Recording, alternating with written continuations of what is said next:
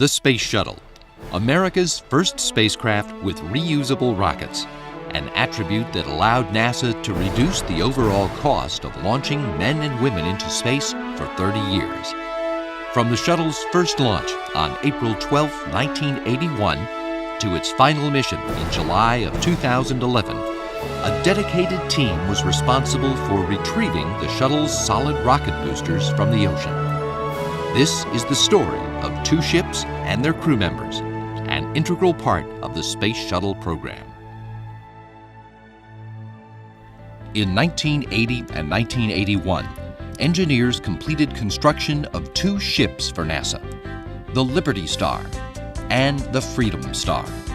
The two vessels were designed and built specifically to retrieve the Space Shuttle's solid rocket boosters. The unique design of the ships included details slightly different than other retrieval vessels already in existence. One unique quality was the addition of thrusters to allow them to move in any direction without the use of propellers. Designers chose this system to protect the endangered manatee population in the region where the ships were based. The non-propeller system also served to protect divers who worked near the ships. Builders crafted each ship at approximately 176 feet in length and 37 feet in width. Each ship was propelled by two main engines running at a total of 2,900 horsepower. Over the span of the shuttle program, various improvements to the ships included updated technology like global positioning system navigational equipment and state-of-the-art communication systems, as well as improvements to the hyperbaric chambers. These ships provided the way, while a team of extraordinary professionals developed a system to retrieve the solid rocket boosters. The maximum number of people per ship was 24, which included a crew of 10, a 9-person SRB retrieval team, a retrieval supervisor, and observers. Their jobs began way before launch day.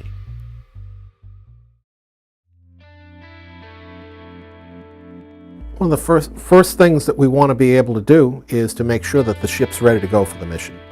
And that falls on the chief engineer and the engineers as far as making sure that the ship's mechanically sound and ready to go.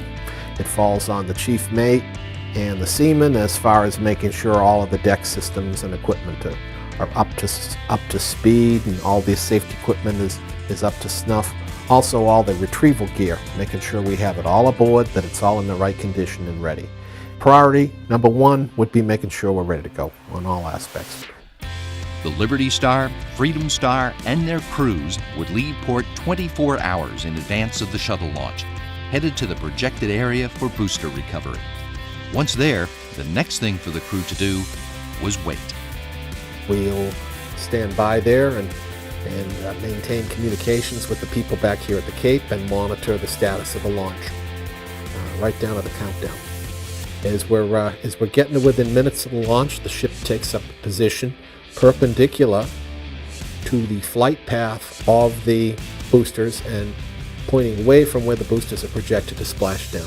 In reality, the closest we've been to the boosters has been about 4 miles at splashdown, furthest about 24 miles. Everybody's out on the wing, they're all watching as the boosters come over the horizon. The shuttle comes over the horizon, so you see booster separation on a clear day. A little over 2 minutes after flight, the boosters separate. After launch, the boosters separate and arc through space up to an altitude of about 42 miles, and then they start their fall. And about 6 minutes or so after launch, those boosters splash down. As soon as the boosters entered the water, the Liberty Star and Freedom Star accelerated toward their boosters. Each ship retrieved one booster. When crews arrived at the splashdown point, their first task was to conduct a visual assessment of the flight hardware.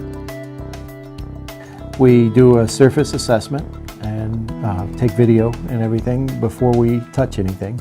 And then likewise, we throw the divers in the water and they go down and they video and take stills of everything before we touch it.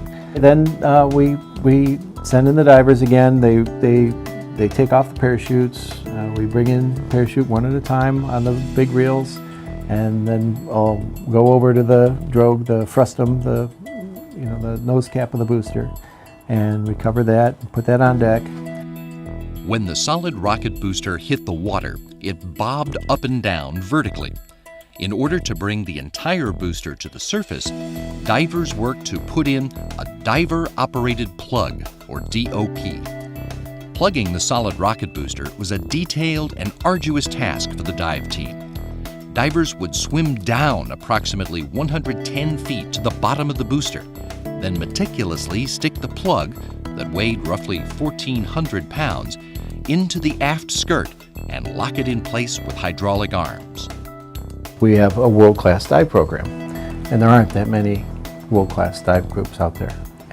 And so we're very proud of that. That's a huge accomplishment by NASA and by us. Once divers secured the plug in place, air was pumped from the ship through the plug and into the booster. This process displaced water within the casing.